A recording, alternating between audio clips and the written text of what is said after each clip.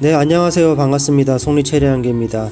과수농사 하시는 분들의 어떤 가장 큰 고민 중에 하나가 바로 이제 그 봄철 냉해 피해가 아닐까라고 생각합니다. 저도 물론 이제 그 추운 보온 지역에서 이제 과수원을 한 14년 동안 해오면서 초기에 많은 이제 냉해 피해가 있었습니다. 그래서 여러 가지 방편들을 많이 모색을 하고 했었는데요.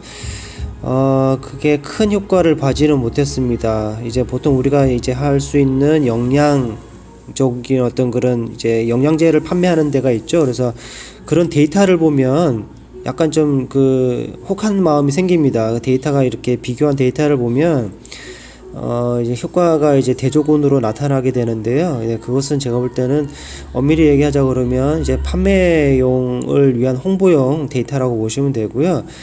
그래서 이제 이제 영양적으로 시비를 해서 냉해를 극복한다는 것은 좀 솔직히 좀 쉬운 일은 아닙니다. 물론 조금만 이제 역할은 있겠지만 그게 전적으로 이제 큰 역할은 할 수 없다라고 제가 계속 해왔었고요. 그럼 영양적으로 큰 효과를 냉해 방지에 대한 큰 효과를 거두지 못한다고 생각하면 어떤 식으로 해야 되냐면요. 이제 물리적으로 환경을 좀 바꿔주는 필요가 있겠죠. 물리적인 환경을 바꾸기 위해서는 뭐 교과서적으로 제가 저번 그 유튜브에서도 정리를 해놨었는데요. 딱 세 가지 방법입니다. 송풍팬, 방상팬이죠. 예, 방상팬하고 연소법, 미세살도 요 세 가지가 있습니다. 네, 그 세 가지 방법 중에서 그 방상팬과 그 연소법은 한계성이 있다라고 제가 정리를 했습니다. 그래서 그건 제가 왜 그런지는 일단 여기서는 좀 넘어가고요. 미세살수에 관련돼서 제가 설명을 좀 드려보도록 하겠습니다.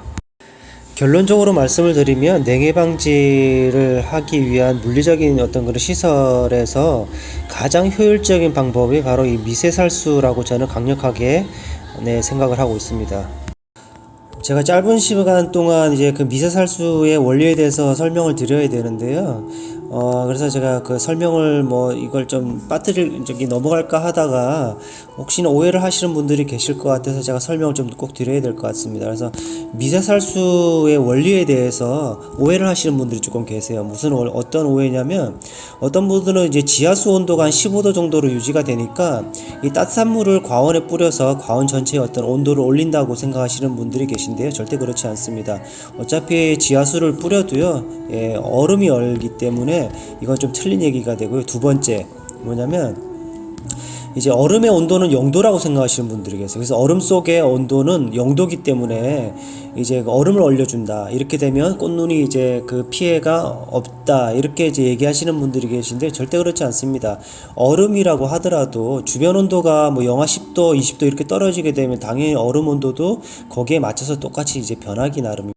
이 미세살수의 원리는 잡열을 이용하는 겁니다. 잡열이라는 것은 기체에서 액체가 될 때, 액체에서 고체가 될 때, 이렇게 이제 그 어떤 그런 형질이 변화가 될 때 열을 이제 방출하게 된다는 원리로 이제 하는 거고요. 이거는 과학적으로 다 이제 그 이론적으로 이제 정리가 되어 있는 이론이기 때문에 이제 이것은 의심할 여지가 없는 것이죠. 그러면 제가 미세살수 장치를 저희 농장에 어떤 식으로 이제 만들어 놨는지 제가 이제 그림으로 설명을 좀 드려볼게요. 네, 여기 농장이 땅이 이렇게 있습니다. 땅이 있고요. 여기 지금 전신주가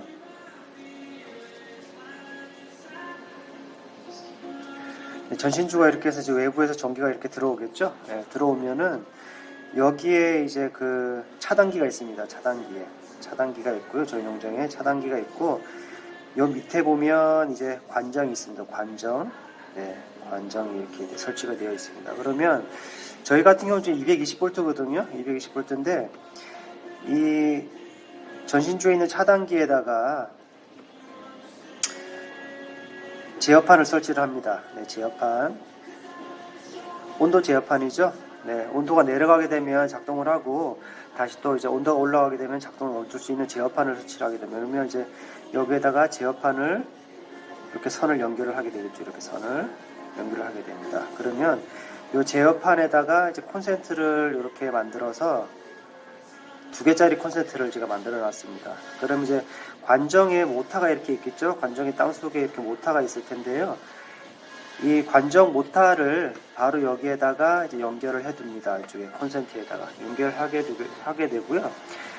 또 이 하나의 어떤 콘센트, 지금 콘센트가 두 개가 있죠? 콘센트 두 개인데 하나는 관정으로 들어가고요. 하나는 저희가 지금 약간 농장이 약간 경사져 있습니다. 이런 식으로. 약간 경사져 있기 때문에 이제 물이 올라가는 데는 여기 농장 끝까지 가는 데는 약간 한계성이 있기 때문에 좀 약해지죠. 그래서 중간에다가 양수 모타를 하나 더 설치해 놨습니다. 그러면 이 모타를 여기다가 이렇게 해서 연결을 해 놓는 거죠. 그렇게 되면 온도가 내려가게 되면 관정 모타가 돌아가게 되고 중간에 있는 양소 모타가 같이 돌아가게 됩니다. 그러면 이 끝까지 이제 물을 밀어 올리는 힘이 생기게 됩니다. 그래서 이 제어판 온도 설정은 이제 0.5도 작동 온도를 0.5도로 맞춰놨고요. 정지 온도는 2.5도로 설정을 해놨습니다. 그렇게 되면 이제 서리가 내릴 때는 용도가 되어서 내리는 게 아니고요. 용도 근처에 가게 되면 이제 그 서리가 내리기 시작합니다. 그래서 작동 온도는 0.5도가 되게 되면 서리가 내리기 바로 직전에 이제 스프링클러를 물이 작동을 하게 되고요.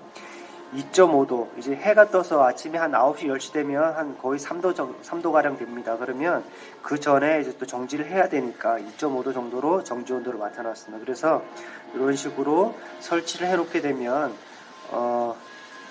이 미세살수 장치가 가능한 거죠. 이번에 좀 더 디테일하게 어떻게 이제 그 디테일한 부분이 시공이 되어 있는지 좀 더 설명을 좀 드려볼게요. 이렇게 땅이 이렇게 있고요. 지금 나무들이 이렇게 식재가 되어 있습니다. 나무들이.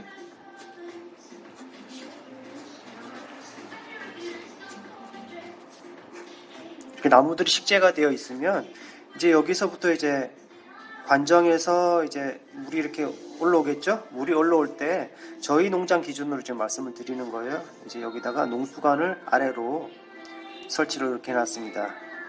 이렇게 설치를 했는데 요거는 이제 20mm 농수관을 이렇게 좀 깔아놨고요. 요거는 제가 볼 때는 경질보다는 연질 쓰시는 게 좋습니다. 연질 공사하기가 좀 편합니다. 연질 농수관 20mm를 이렇게 깔아놓고요. 요 이제 스프링클러를 하려고 그러면 끝에다가 지지대를 이렇게 하나씩 세워서요. 와이어를 이렇게 연결을 해주게 됩니다. 와이어를 연결을 해주시고요. 요 농수관 20mm에다가 이제 여기다가 이제 쉐드를 설치를 해서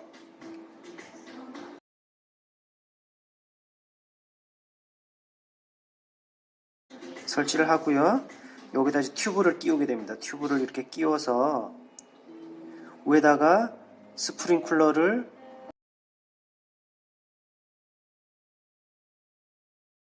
설치를 하게 됩니다. 나무 사이에 하셔도 되고요. 네, 나무가 가깝다는 나무 사이에 하면 되겠죠. 여기다 쉐드를 꼽으시고 튜브를 이렇게 연결을 해서 위에다가 스프링클러를 이렇게 매달아 놓으시면 되겠죠. 그렇게 되면 이제 살수 범위가 보통 이제 한 4m, 5m, 뭐 6m 이렇게 될 거예요. 이렇게 되시면 이제 나무가 전체적으로 이렇게 다 미세 살수가 되게끔 이제 가능하게 됩니다. 이렇게.